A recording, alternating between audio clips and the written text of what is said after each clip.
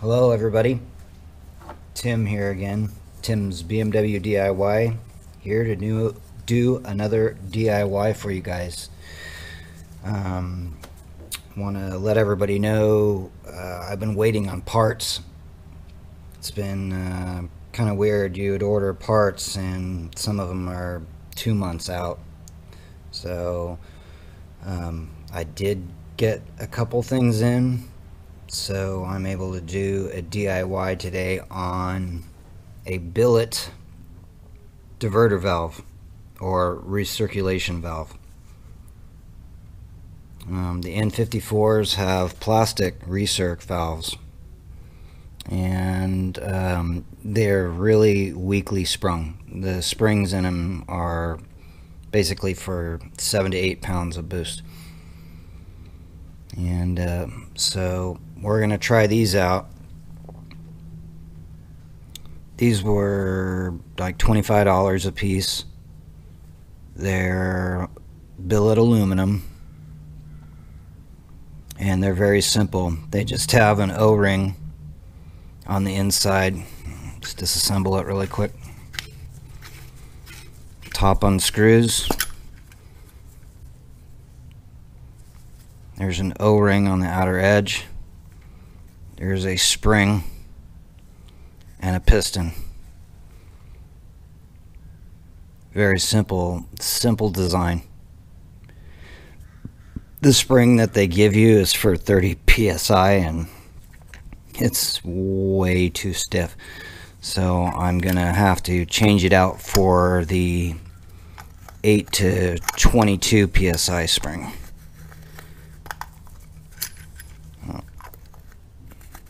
That spring is so stiff it's hard to actually get it started.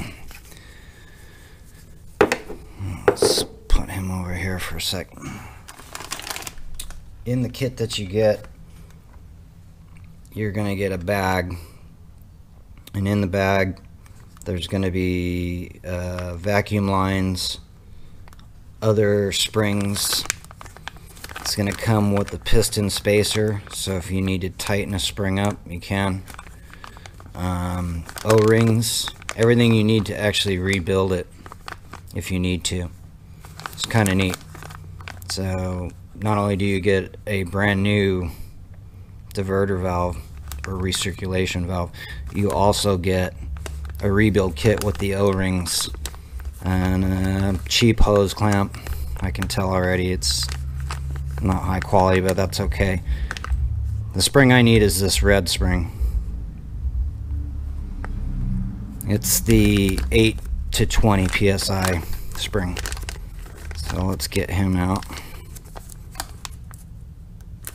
if I can.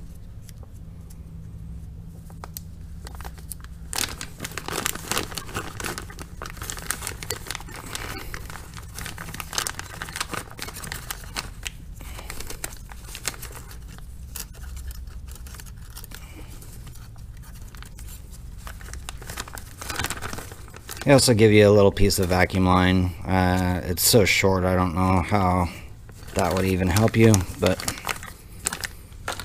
let's get this red spring in there. This is the one you're going to use. It's super soft.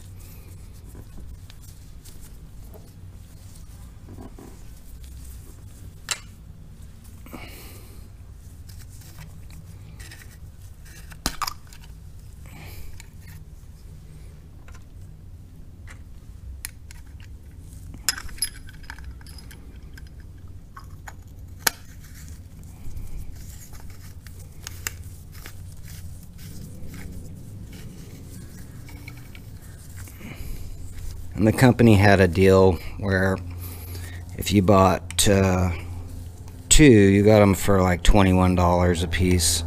Normally they're $23 a piece. Alright, that's pretty tight. There's one. The N54, you're going to need to order 2 of them. So $40. You get rid of the plastic ones. I haven't heard too many issues about the stock diverter valves failing, other than that they're really weakly sprung, that the spring inside of them is designed for minimal boost pressures. Alright, here's the other one, as I bump the camera again. This one I already put the spring in it.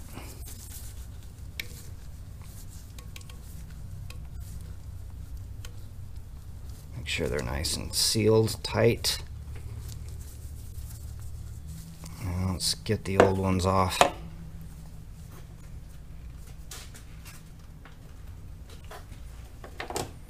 It's going to be a 5/16 for these.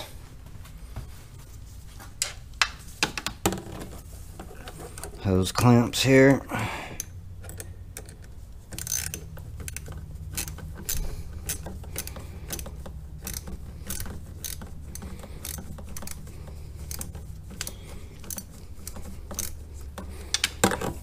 And pull the factory.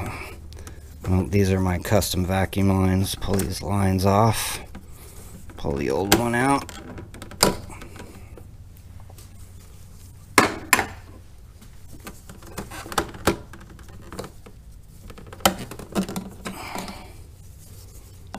Yeah, the old ones are very basic plastic.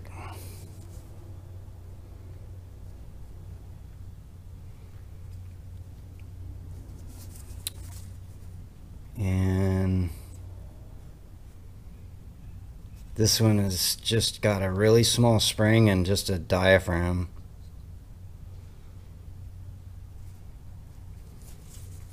Very simple setup. You know, that was all for cost. So the reason why I went with recirc valves instead of blow-off valves is I don't want to have to deal with any state referees or any crap when I go to register my car. These recirculation valves, I can put this hose onto this. You can take this factory hose and put it on here and then hook everything back up, and then it's 100% legit legal in my state. You're not going to have some guy asking for stupid carb stickers because you're in compliance with the factory setup. It's recirculating back into the intake as per factory. And that's the problem I have with some of the California state laws, is a modification like this, you shouldn't have to go get a carb sticker for it, because you're upgrading the factory recirculation valve so that it won't fail, so you won't be stuck on the side of the road. It's not a performance improvement. You're not gaining horsepower by going to an aluminum recirculation valve. You don't gain horsepower. What you do get is reliability. And that's what I'm trying to do here. Trying to build the most reliable BMW on the planet. Get everything buttoned up and working properly. Get rid of all the plastic. So let's try and get this other one out.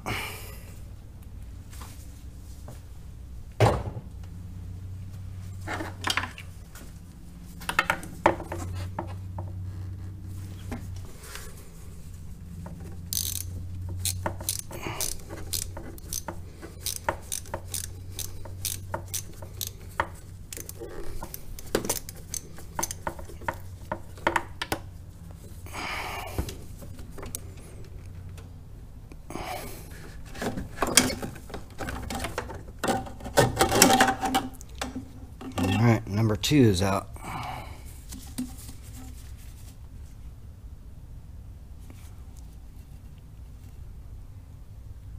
Yeah, they're weird how these guys work.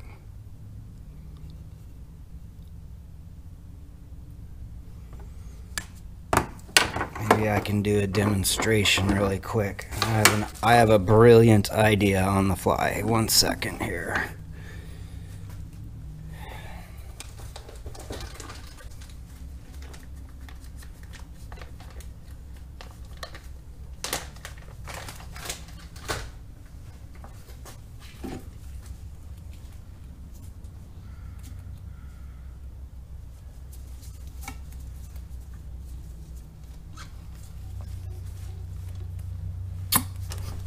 See if I can demonstrate this for you guys, or not. I don't know if I can or not because of the lighting.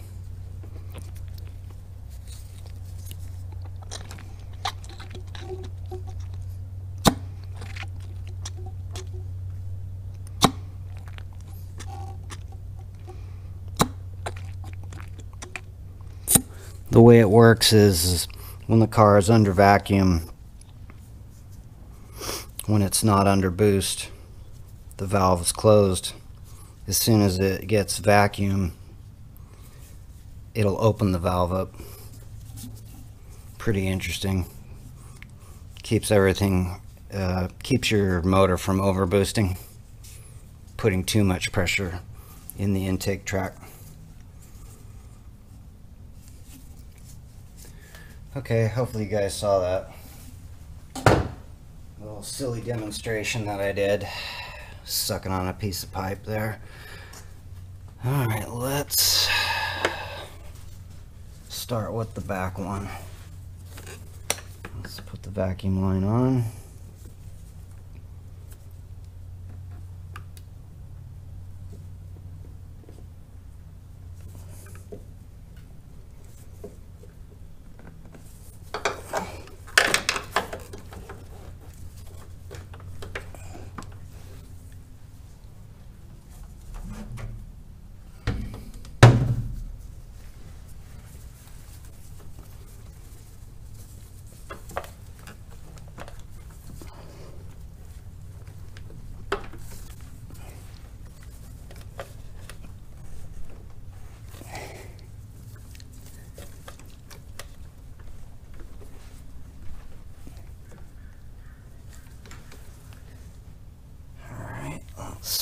Position this hose clamp as I hit the camera again.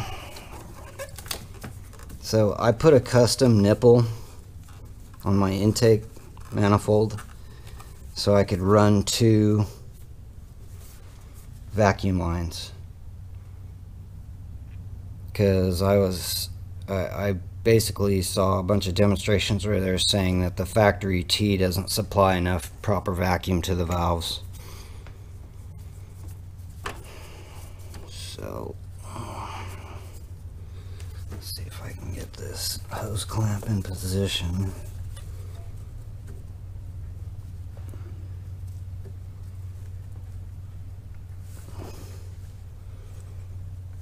And then we'll tighten him down. Probably turn him at it something like this.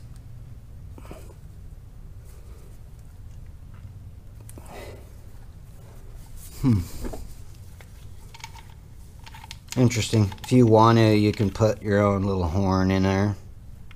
That's the inside. There's a piston full of lube, grease.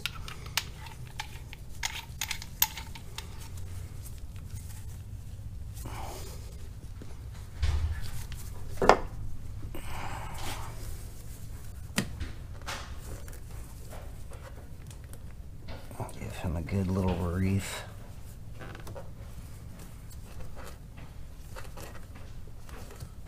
What's up, Tim? How you doing, neighbor? Good. What are you doing right now? Oh, I'm just putting new billet recirculation valves on, pulling the old plastic ones off. It's my neighbor Turok. You got the camera hooked up now on this tripod. Yeah. Nice. Yep. Yeah, he's a good guy. Engineering student. He's gonna be a genius billionaire someday.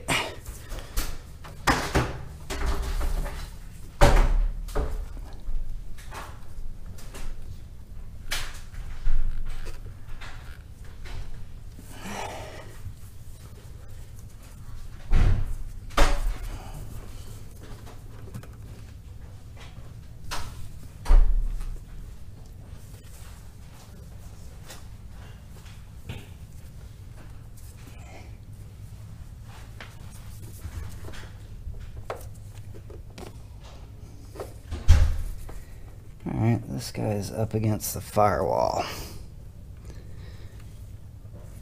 Or shock tower. I need to get a little piece of double-sided tape or something so it's not going to wear a hole in my shock tower.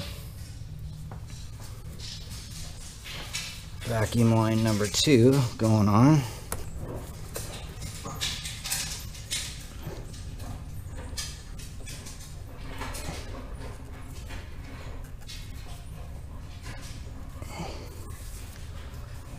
So there's vacuum line number 2. Now I just got to tighten these hose clamps. I'm going to get a piece of double-sided tape really fast.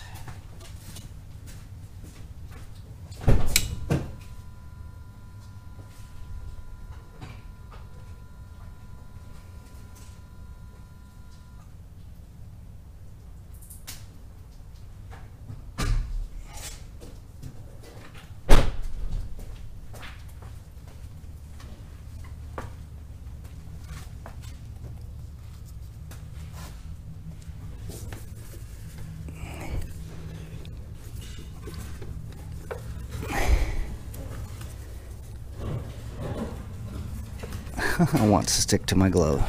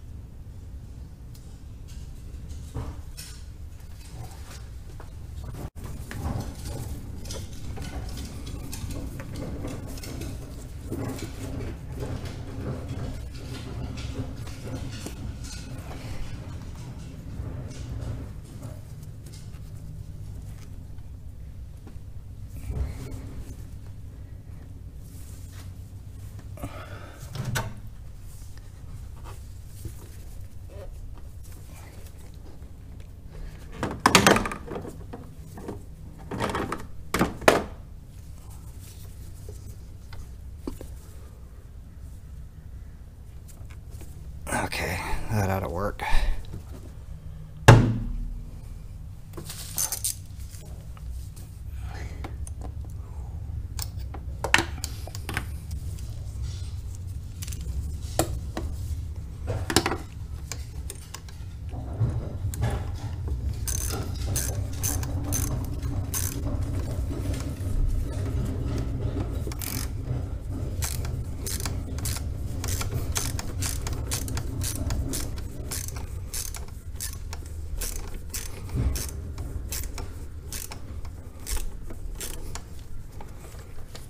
Ah.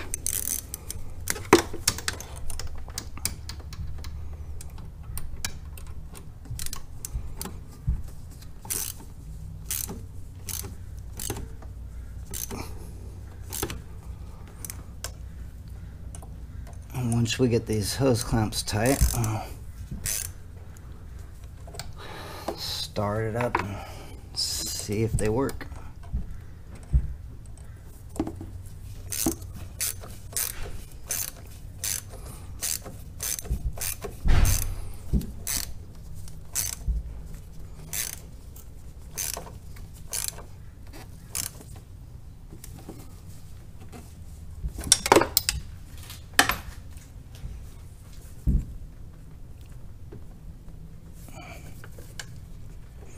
Alright, they're on there. Let's do a cold start. See what happens.